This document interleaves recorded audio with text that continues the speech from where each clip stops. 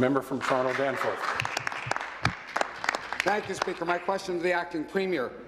The Minister of Energy told reporters last week that the decision to include the Liberals' $40 billion borrowing scheme on people's hydro bills was, quote, a wide-open process undertaken by Hydro One for clarity, end of quote.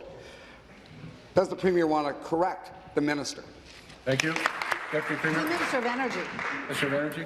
Thank you, Mr. Speaker. As we've said all along, electricity bills are a customer's main window into the electricity system, and so we've always wanted to help consumers and give them the information they need, but we're hearing that it's information overload on the bills, Mr. Speaker, and that people find the bills unclear. One example, Mr. Speaker, is the debt retirement charge line. The debt retirement charge has been eliminated, and we thought it was made the most sense to keep it included, Mr. Speaker, with a zero so people understood that it had been eliminated. In the end, it led to more confusion for ratepayers, Mr. Speaker. So Hydro One has realized this and has been a leader in consumer research on ways to improve the appearance and comprehension of its bills, Mr. Speaker.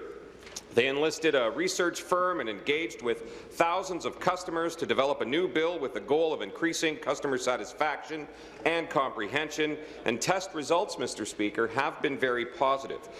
Through the long-term energy plan, the consultation process, the government heard that customers wanted clearer and easier to understand electricity bills, and that's what they're going to be getting, Mr. Speaker, through this whole process. Supplementary. Amazing. Speaker, again to the Acting Premier.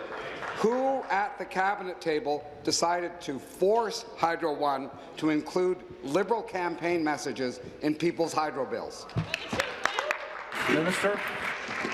Thank you, Mr. Speaker. The 25% reduction that everyone has seen right across the province, and the actual 40 to 50% reduction that they're seeing on their bills in northern and rural communities is the law, Mr. Speaker. This was brought forward through the Fair Hydro Plan that this government voted in favour of and the opposition voted against, Mr. Speaker. They actually voted against increasing the Ontario Electricity Support Program that helps low-income individuals and seniors, Mr. Speaker. They actually voted against helping First Nations while eliminating the delivery credit, Mr. Speaker. So when you're talking about the decisions being made at the Cabinet table and being made in caucus, it's actually helping those most vulnerable in our province with their electricity bills, Mr. Speaker. That is something that this government has done, and that party neglected, Mr. Speaker. Even in their pie-in-the-sky plan, they never talked about helping First Nations the way we have, and they didn't even include low-income individuals until the last page, Mr. Speaker. We've made sure we've helped those individuals right across the province. Final supplementary. Speaker, again to the Acting Premier. I never heard before that Liberal messaging on bills was going to help customers, but that's an amazing admission.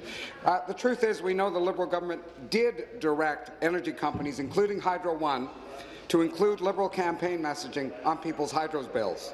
Government regulations now include, quote, a requirement that local distribution companies provide a customer-specific dynamic calculation of savings associated with the Fair Hydro Plan for each billing period invoiced. Does the Premier think it's right to use government regulation to force Hydro One and other local distribution companies to campaign for her party on people's hydro bills? Wow. Thank you. Minister. So, thank you again for the question, Mr. Speaker, because it allows me to clear up some of the confusion that he was talking about in that question. That makes no sense, Mr. Speaker. What we did with Hydro One is we removed all the regulation, Mr. Speaker. They actually made the decisions to come up with their own bill after consulting, Mr. Speaker, with the research group, doing focus groups, and trying to find ways to make the bill as clear as possible for ratepayers. Hydro One did that on their own, Mr. Speaker. They made sure that all of their ratepayers had a say in this process through their focus groups, and now they've brought forward what they are hoping is that main window to help ratepayers understand their bills and also understand the electricity system a lot better, Mr. Speaker. They're clarifying some of the language. They're making sure that on the bills that people have that window. They want to make it as clear as possible, and that's why we have the bill presentation group with EDAs, Mr. Speaker, working on this right across the province.